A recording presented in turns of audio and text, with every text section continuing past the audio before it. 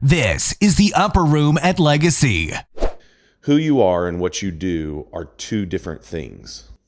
So many times in our workplace and so many times in life, and it's human nature, guys, everybody does it, we judge people based on what they do. The problem is what they do and who they are is not always the same. Think of the bad decisions that you've made in your life. Think of the times where you've messed up, where you've gone the wrong direction. Did that make you a bad person? No, it didn't make you a bad person. It made you a person who made just some really bad or some really dumb decisions. I think this is a reason why people don't take risks that they need to take.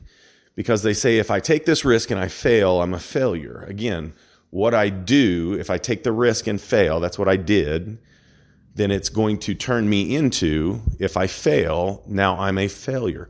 But they're two separate things. And if you can separate those two and keep them separated, whether it's people you're dealing with at work, whether it's your own work life, give yourself permission to not be perfect. Give other people permission to not be perfect. Understand that just because they may be a handful at work, or you've got a relationship with somebody in your family, we're around Thanksgiving and family gets together, and for a lot of people all over the world, the holidays are actually the most painful times of the year because they're having to deal with people that they don't like. Now, why do they not like them? Well, most likely it's because of things that they've done. But for once, try to just separate the two. Try to look at them as a person. We had a situation that we were dealing with here recently, just kind of on the personal side of our life. And we had a person who we've known them for years and years and years and years and years, and they continue to make bad decision after bad decision after bad decision. And I found myself talking to my wife about this person and really talking to her in a way that would make you think that this was a horrible human being, that they were just not worth anything as a human being. And I caught myself, and my wife, she reminded me too, some people just continue to make bad decisions. It doesn't make them bad people. Take that on for yourself. Take that on for the people that you work with. Take that on for family members, whether it's around the holidays or not. Just be prepared to look at people for who they are. So many times we don't know what people have gone through, because our culture now is not huge on deep relationships. Most of the relationships that younger people are having or experiencing are a little bit shallower. Maybe they're social media based. I remember when I turned 16, I was excited because I could get in my truck and drive to my friend's house. And I didn't have to talk to him on a phone that was, like attached to the wall in your house. I was so excited because I got to get in my pickup truck, drive to his house, and hang out with him.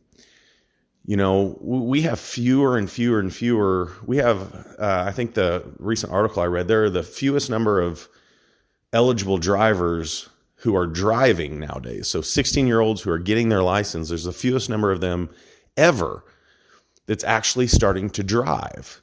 Why is that? Because they don't have to drive their friend's house anymore. That was part of our freedom and part of the escape and getting away and getting out on our own and doing our own thing. But now I can pick up my phone and I can have a video call with them. I can see them. I can hear, we can interact on such a higher level that used to you had to go have that personal interaction. And I think that's affecting all of our relationships in life. Now, there are good sides of that, right? When a child can speak to his mother or his father who's, in the armed forces overseas defending our country, and used to that was only a phone call, and now they can do video. That's amazing. Technology is amazing in that way. But I think overall, it makes having a relationship harder, having a deeper relationship harder. It's like we can have more relationships, but the quality of the relationships have gone down. And so as that has happened, again, tying this back in, I want you all to remember, we don't know what people are going through.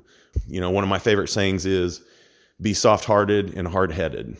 And that means, be hard-headed in the job that has to be done, but be soft-hearted in knowing that these are real people. and people have problems, and people had problems growing up. They had situations that you may not know about, horrible situations. And so when they have issues with trust in the workplace, or when they have issues with discipline, or they have issues with being obedient, or working for a supervisor, or maybe as a supervisor, when they have an issue of not lording over their employees, or not demeaning them, putting them down, maybe that's how their father treated them, or how their mother treated them. Maybe that's how their first boss treated them. So there's always background, guys, and it doesn't give you an excuse to go do something stupid. It doesn't give you an excuse to be a bad person or to treat other people poorly, but it does give you an excuse to look at that person as a human and know that you're not perfect, they're not perfect, and the things that they do not determine who they are. So get to know who they are, develop that relationship with them, especially if you're struggling with somebody. If you're struggling with yourself, I'm harder on myself than anybody would ever be outside. So I'm telling you this is something that I've got to do better, is I've got to do better in saying, okay, what I do and who I am are not the same thing. They're two separate things. I can make mistakes, and I'm not a mistake. I can, and for some people, they struggle with the other side of that. They have a lot of success, and they think it makes them a good person. Being a good person is what you do with your success. Being a good person is, how do you influence the lives of other people? How do you bring value to the lives of other people? That's what makes you a good person.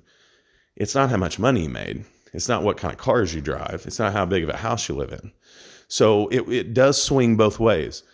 But just, for the next couple of weeks from now till the end of the year, really focus on that. Focus on that in your business. Focus on that in your personal life. And hopefully there'll be more joy, and hopefully you'll have more success. Hopefully you'll see more in relationships. Hopefully you'll be more patient with not only yourself, but with others.